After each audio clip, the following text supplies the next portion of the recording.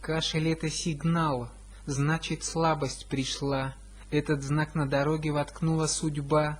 Кашель — это сигнал, его нужно понять, быть внимательнее к телу, себя не терять. Слабость часто приходит.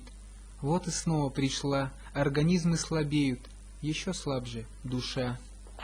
Кашель — это сигнал, как на флоте флажок, как шипение змей, как завода гудок, словно крик на воде, как в тайге визг пилы. Кашель бросит в беде, не накроет столы.